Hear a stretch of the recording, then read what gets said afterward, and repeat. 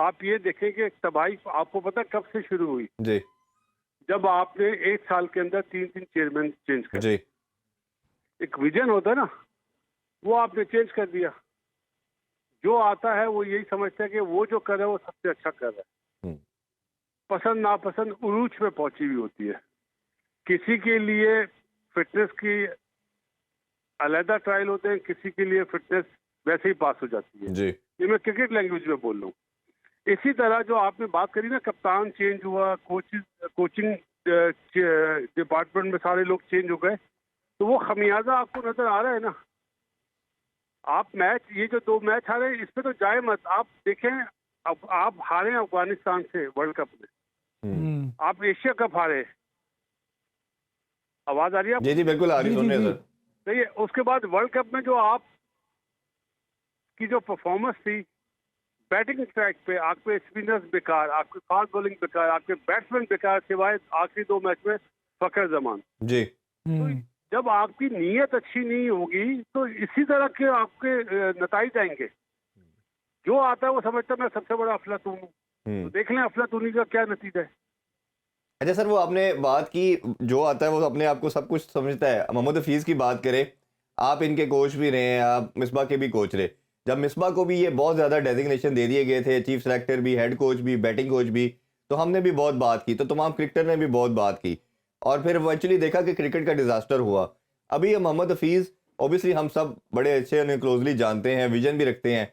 अब इनका multiple designation ले लेना, आपको लगता नहीं कंफ्लिक्ट ऑफ इंटरेस्ट है, और ये एक और डिजास्टर की तरफ हम जा रहे हैं, या ठीक है आपकी नज़र में एक ही बंदे के पास सब कुछ होना चाहिए? देखिए जी, मेरा सोचने का और मानने का स्टाइल डिफरेंट है।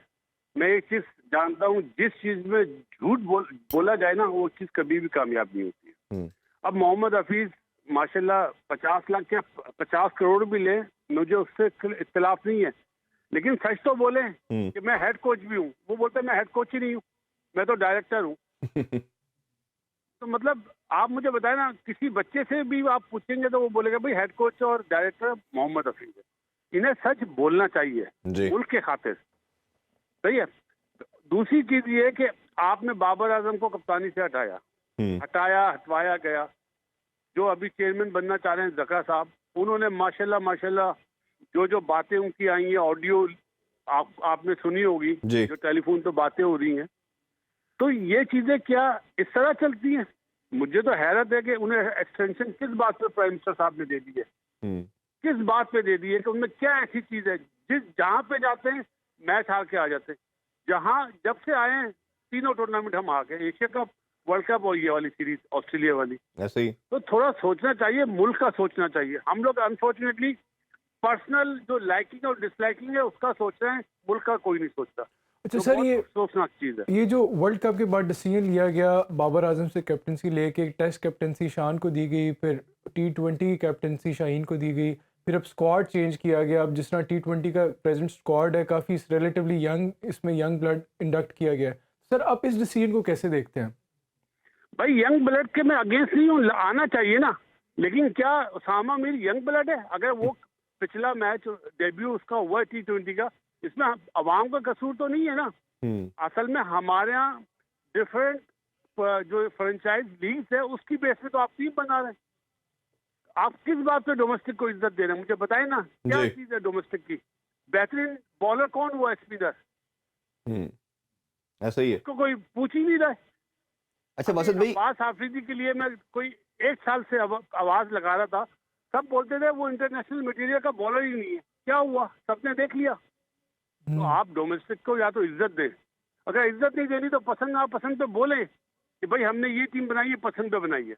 अच्छा मसद भाई, एक प्रॉब्लम हमने देखा लास्ट बोर्ड का, ये जो मैनेजमेंट थी या जो कैप्टन या कोचिंग स्टाफ था, ये लड़कों को, यंगस्टर को चांस नहीं देते थे, और अगर लड़का सेलेक्ट होता था तो उसमें हमने देखा कि उसको खिलाया नहीं जाता था। जिसकी प्राइम एग्जांपल कामरान गुलाम की मैं बात करता हूँ, महर बिन यूसुफ की बात करता हूँ।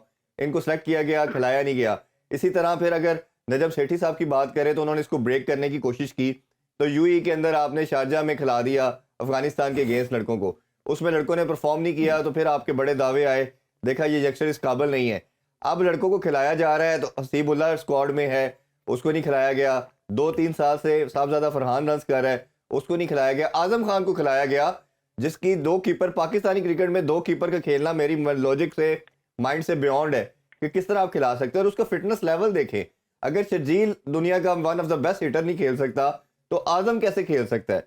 एक तो इस हवाले से बताइए। और दूसरा, पूरे पाकिस्तान में क्या आपके पास कोई स्पिनर नहीं है? एक अहमद वसीम था जिसको आपने खराब किया, जिसको खिलाया नहीं, जिसने बेचारे ने रिटायरमेंट ले ली। अब आप देख रहे हैं कि आपके पास उसामा जाते हैं, नवाज आते हैं, आपके पास स्पिनर ही कोई नहीं है, शादाब भी विकेट नहीं ले पाता। तो ये प्रॉब्लम कैसे सॉर्ट आउट होगी? और जमान अगर है तो उसको भी नहीं खिलाया जा रहा। बात तो ये, इमाद वसीम को बाहर किसने करा था? अभी आप उस जगह पे पहुंचे। असल में हम कैंसर का इलाज ना पैनाडोल से करना चाहते हैं, माफी के साथ। इमाद वसीम को किसने बाहर करा? कप्तान ही ओबीसी जो उस टाइम में कप्तान था। जी नहीं, उस वक्त जो चीफ सिलेक्टर था उसने बाहर करा। अच्छा। पसंद नापसंद पे। तो नुकसान किसका हुआ? मुल्क का नुकसान हुआ, पहली चीज। और जो आपने बात करी ना अपना नवाज की या जमान की, इन्हें यही नहीं पता कि T20 स्पेशलिस्ट बॉलर चाहिए हमें। ये पसंद नापसंद पे टेस्ट मैच की भी टीम वही खिला रहे हैं और T20 की भी खिला रहे हैं। और जो फिटनेस की बात आपने करी वो तो मैंने आपको बोल दिया ना, किसी के लिए कुछ फिटनेस का म्यार है, किसी के लिए चचा और अपना वालिद साहब की मतलब अंकल और वालिद साहब की सिफारिश में कोई फिटनेस नहीं है। तो ये यही होगा ना भाई।